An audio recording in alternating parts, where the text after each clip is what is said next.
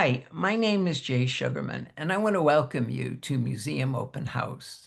This ongoing series features and highlights many of the outstanding museums and other cultural institutions. The main purpose of most programs is to inform viewers about current and upcoming exhibits, various programs, resources, and other opportunities that are available for the general public. Today, via Zoom, we're fortunate to have as our guest Dr. Véronique Plesch, the James M. Gillespie Professor of Art at Colby College. Dr. Plesch is a scholar with wide-ranging interests, from Renaissance art to visual culture in New England, and she has a special connection to one of Maine's most historic landmarks, the South Solon Meeting House, which is known for its interior of 70-year-old fresco murals. During the program, we'll learn about the history and significance of the South Solon Meeting House. We'll go on a behind-the-scenes tour, and in the process, come to better understand and appreciate what makes the South Solon Meeting House one of Maine's cultural treasures. Let's start by meeting Professor Plesch. Welcome. So delighted you're able to be here. Hi, Jay. I'm delighted too to be able to share with you and your viewers this amazing place. Wonderful, wonderful. It was fascinating for me to first find out about the meeting house from a wonderful article in the Boston Globe a few months ago. Eager to find out more and have you inform viewers. But before we jump right to that, I think it would be of interest if you'd briefly share perhaps just a little bit more about your background, academic, professional interest, please. So, you already provided some lovely introduction, and thank you so much for that. I'll say this, that I was born in Argentina, and then we moved to Switzerland, where I got some of my first academic degrees in art history and in medieval French literature. And then I came to the States to work on my PhD. And so one might wonder why, and I'm going to share my screen, you'll see why. Um, One can really wonder what made me be interested in that place here in Maine. Um, well, several things. I came to Maine in 94. That's when I started teaching Hmm. at Colby College. And Wow. when I interviewed for my job, the then director of the museum, Hugh Gorley, upon finding that my scholarship was mostly on frescoes, told me about this place. Took me a few years to manage to get to South Solon to see the place. And basically, like everybody who sets foot in that place, I fell in love with it. So just to give you an idea, this is the kind of stuff I studied for quite a while. I wrote my dissertation and then it became a book on this pilgrimage sanctuary in the southern French Alps, in Hmm. really lower southernmost part of the French Alps. And then I also wrote a book in French on about 40 cycles painted in fresco in what used to be the Duchy of Savoy. And they're all, the ensemble I study have to do with the Passion of Christ. Hmm. So that was one of my interests. Connected with that, I've also worked on medieval French theater, on the Passion of Christ. And then, as you might have seen, out of my interest in fresco painting, because I came across a little chapel where there were graffiti scratched on the frescoes, that's become really one of my topics of research for about 20 years. I also work, on other things like book arts, contemporary art. Hmm. Now, if there is one theme that runs through those interests that seem to be maybe a little bit all over the place, is what we nerds would call word and image studies. So I'm really interested in the intersection of a visual language and a verbal language, and how the two can work together and sometimes clash. I was president of the International Association of Word and Image Studies for 3 terms, and then I came to Maine, and slowly but surely I started becoming interested in art in Maine. I've had students curate under under my supervision a show in a local museum where we find contemporary artists to participate. And then finally, and this is a little plug for the Maine Arts Journal, I became one of the editors a few years ago. And that, of course, further connected me with what happens in Maine in terms of living artists. My line, and that usually makes people howl when I tell them that, is I'm not used to working with living artists. So it feels just the other day, I met an artist I've read about quite often in the journal, and it still feels for someone who, for many years worked on 15th century art, or as far as, sometimes getting closer to us studying 17th century, it feels strange to be able to meet the person in the flesh. So. Terrific, terrific. Well, thank you for that wonderful background addition. We have a lot to cover in limited time, so let's just jump right in. And can you describe the history behind how the frescoes came to be painted in the meeting house during the 1950s, please? The background is fascinating. So this is the outside. You look at it, it's a beautiful but typical New England meeting house. It was built in 1842.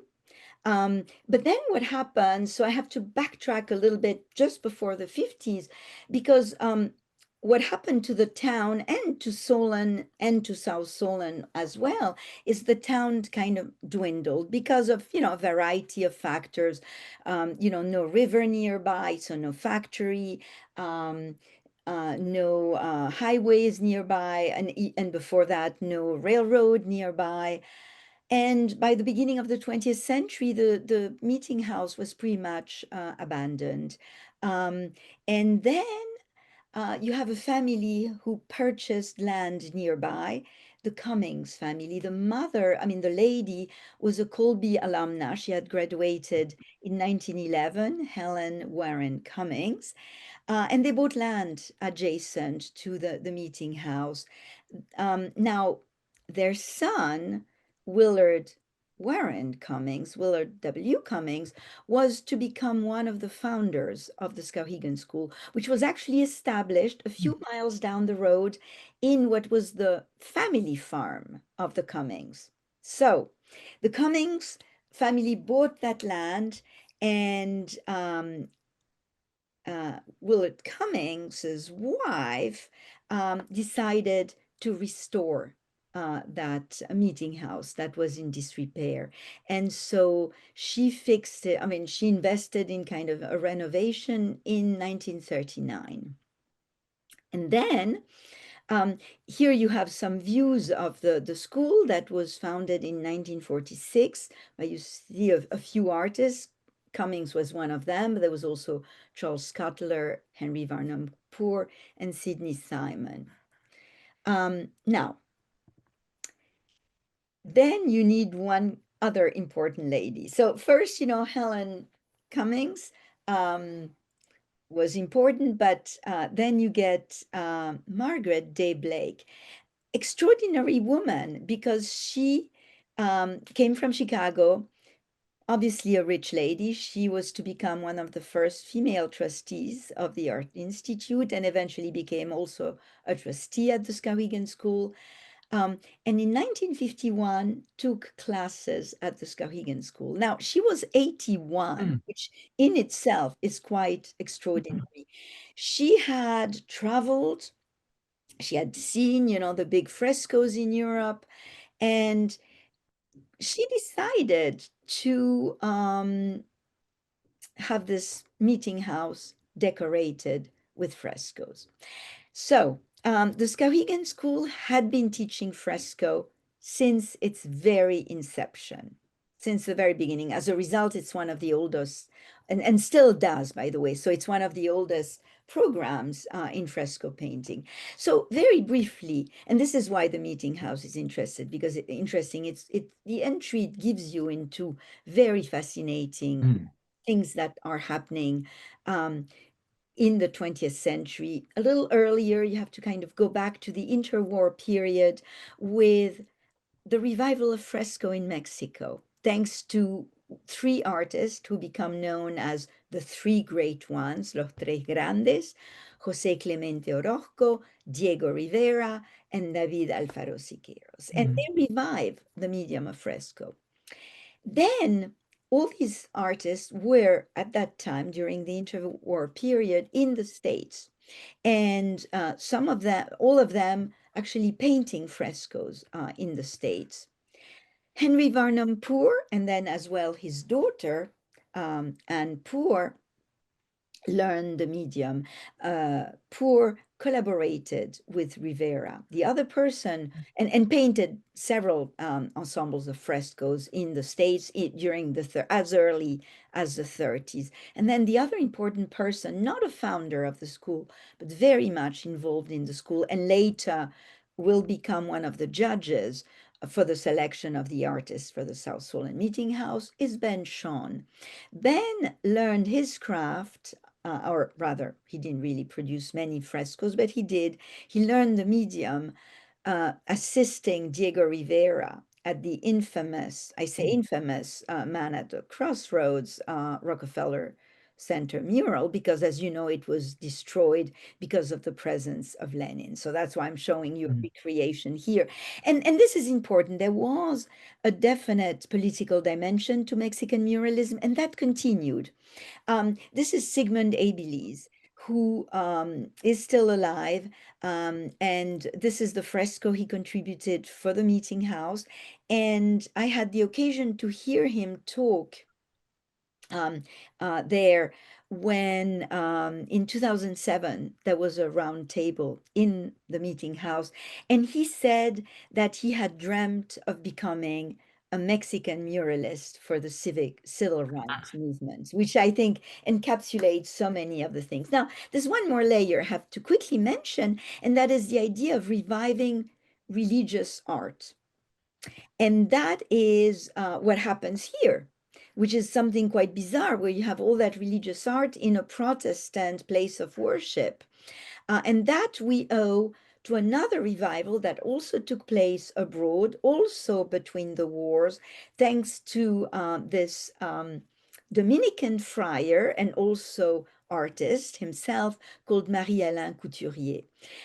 He had a journal called Sacred Art, and he spearheaded several projects. For instance, I'm showing one of them, which I had the occasion to see as a kid, because this church is about an hour away from Geneva. It faces the Mm. Mont Blanc, and there he hired many of the most important modernist artists of the period, regardless of their faith. Léger, who did the front, the facade, was communist and a total atheist. And he also hired, for instance, famously Jacques Lipchitz. He also worked with Marc Chagall. So he worked with Mm. Jewish artists. And I have to tell you the very revealing anecdote of Couturier hiring Lipchitz, probably for the Plateau d'Assy church, and Lipschitz answering, you know, I'm Jewish. And Couturier, without missing a beat, saying, if it doesn't bother you, it does not bother. Now, I'm telling you this anecdote because it is also the case at the South Solon Meeting House. What you'll find there is a range of people with very different religions or none, who nevertheless are interested in tackling those of that kind of subject matter. This idea of infusing modern art with spirituality, or versa. Now, what initially drew you to the meeting house, and can you share what it felt like when you first entered that space? So, first of all, I'm a fresco scholar, right? And that's why Hugh Gorley told me about it. But what the way I felt is the way I can tell you every single person who sets foot there, it's a wow moment. I love when I give lectures. I tend to ask, if it's for a group, I tend to tell them to wait for me outside, because I want to really save this moment when Mm. the entire group enters and stays kind of their mouth drop. And it's still the case. And here's the other thing, there's very few places like that on Earth. Yes, there's the projects of the Père Couturier, but as you can see, they're not covered in frescoes. Um, I can think of a few cases in the States where modernism and kind of religious art are brought together. You can think about the Rothko Chapel on the grounds of the Menil Foundation in Houston. Louise Nevelson did a chapel in Manhattan in the Church of St. Peter's. You could think closer to us. Ellsworth Kelly did a chapel that now is on the grounds of the University of Texas at Austin. This is from the 21st century, but there's very few places like that. And so it makes this place even more extraordinary. I could change, there we go. Um, and it's in the middle of nowhere. It's Yeah. literally is in the middle of nowhere. And that too, I think, adds to the element of utter amazement when you set foot there. Wonderful, wonderful. I know we still have a lot to cover in the 13 minutes we have left. And building on this wonderful image, what biblical or secular scenes stand out to you? So I'll say very briefly that what's remarkable overall is the range of styles, right? And yet it feels cohesive, as you can see from those few. Yeah. The artists were given free rein. They were told that ideally they should use subjects from the Bible, but that they could really treat them as they wanted. And so what you end up finding, I could summarize it saying that you find a wonderful balance between innovation and following the tradition. That there's a wonderful phrase by Anne Poor, um, who you just saw in a photo, who taught at the school. She said, the point about tradition is that it gives you freedom, and somehow we Hmm. find that there. So for instance, I'll show you a few examples from really the focal wall. When you enter, that's what you would face, by William King. This is the first wall that was painted after a call for for applications was issued in 1951. And so for instance, here we see the very beginning of the Bible, right, with the creation at the bottom and then the flood. And these are artists, and we find that in several spots, who think about where that is in the church.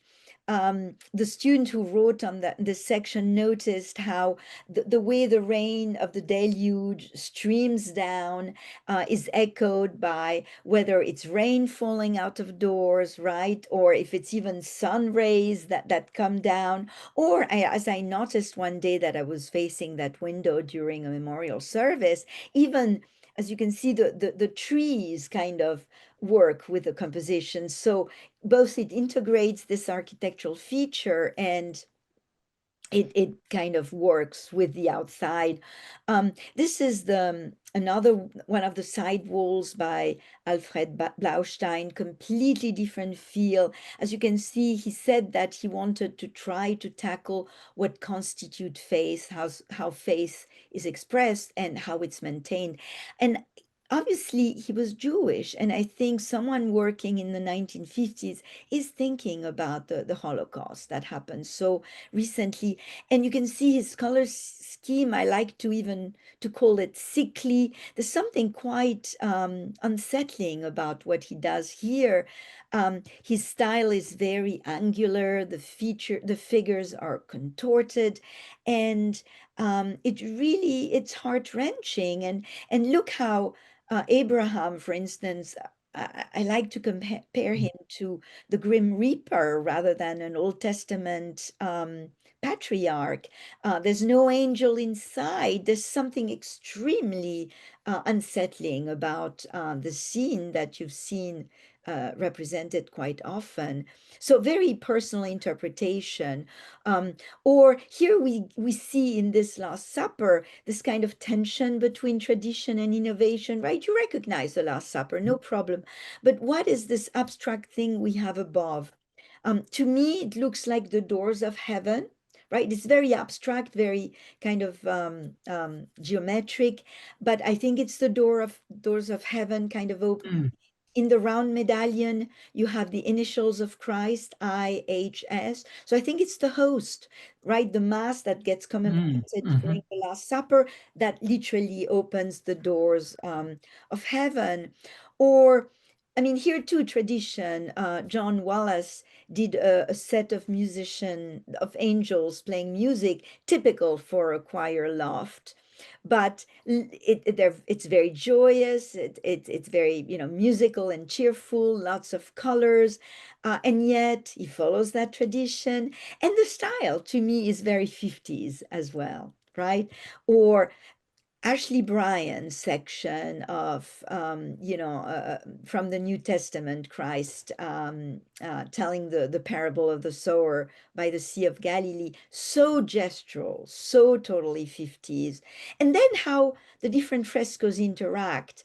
mm. Hurwitz was working at the same time as Ashley Bryan, the same year.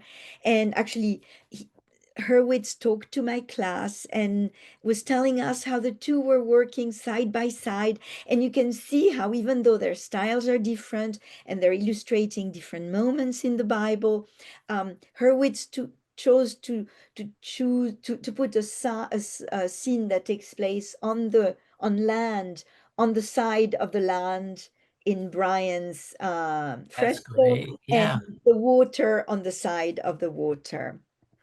So wonderful.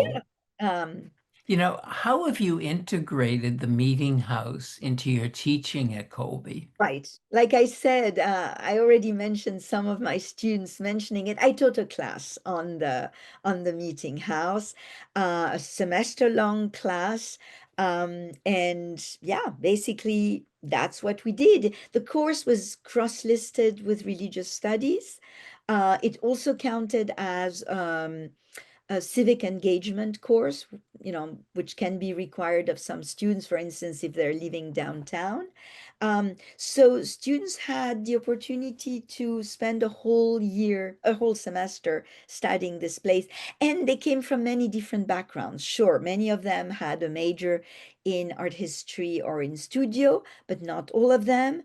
And they had either a second major or it was their main major. Actually, I counted, there were seven other majors. Mm, Any mm. scientific, one student, for instance, um, who was a bio major, biology major, when she studied Anne Pour's frescoes in the entrance, in the vestibule, that represents plants that are supposed to grow in the area, she consulted her botany professor to actually identify the different plants. Oh, fabulous, fabulous. So they had occasions to draw upon their own background. And this led to collaboration with the Digital Humanities Lab and the project about building a website for the frescoes. Correct. It qualified as a digital humanity lab. What we call labs are really hands-on courses, which was definitely the case. So we provided a website for the South Solon Historical Society, which is basically the entity that cares for the place. They didn't have a good website. I had done a few other websites with previous classes. So that was really the main purpose of the class, really the way to shape the research that the students conducted. So for instance, first we had to talk about what's the best way to organize that website. They had to each come up with a few examples of similar institutions with websites so we could, draw from them to see what we wanted to put there. And yeah, I'm giving you the QR code so the viewers can go and visit it. That's It, fabulous. Yeah. Now, I have to say, I've had the wonderful opportunity to explore it and eager to get back as well. In the 5 minutes we have left, a few other topics to just briefly touch on. What insights have you gained from teaching about these frescoes to the Maine Art Education Association and local art teachers? So yeah, I would be even more general if I may.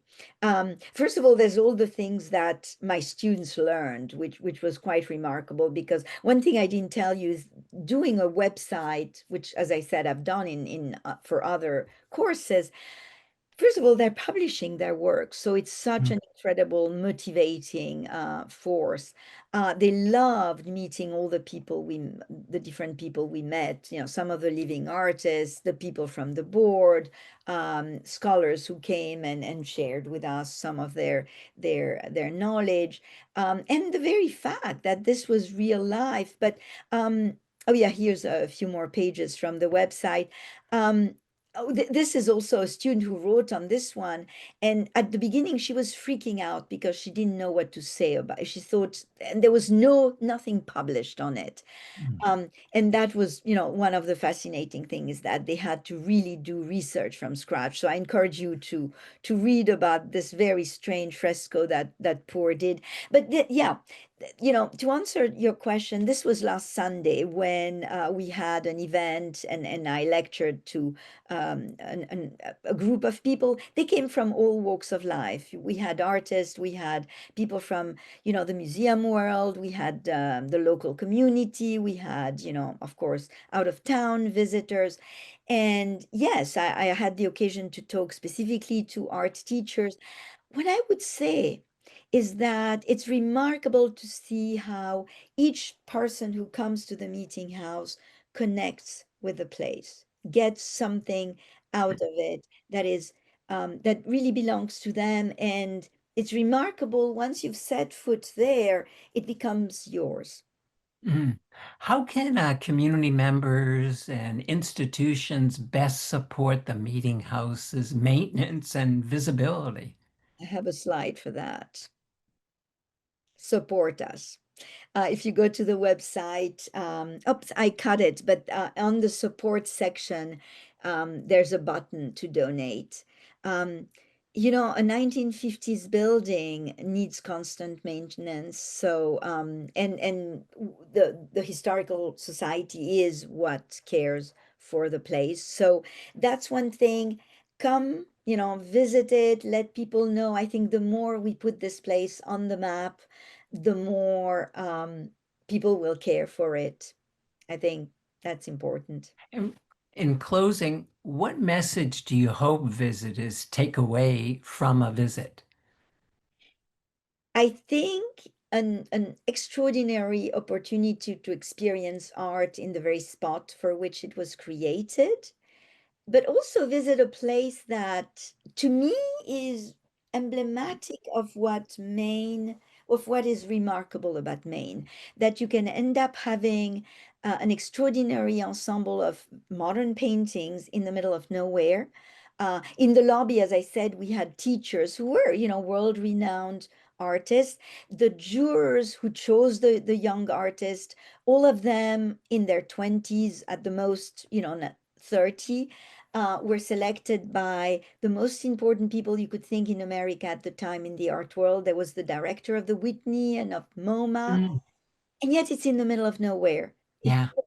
That, I think, is perfectly representative of what's extraordinary about art in Maine. So, by seeing that, you also, at a glance, see what is so remarkable about the contribution of Maine to 20th century art. It's fascinating. It's fascinating. There's so much more to find out. Veronique, unfortunately, we've come to the end of the program. Thank you so much again for taking the time to inform us about the South Solon Meeting House. Eager to not only find out more, to hopefully visit in the near future and definitely encourage others to do the same. Continued success with this project and many more to come. Thank you so much, Jay. I should tell your viewers to really come. The meeting house is opened. And if they ever want to have, come with a group, let us know. There's contact information, contact me. We're here to really make this place be known. And that's why I'm so grateful to you for thinking of the meeting house for your program, Jay. Oh, So you're thank welcome. you It so was our much. pleasure, and we'll have that contact information in our closing credits. Wonderful. Thank you so much. Welcome. Also want to thank those of you watching for joining us and hope you'll be able to tune in next time.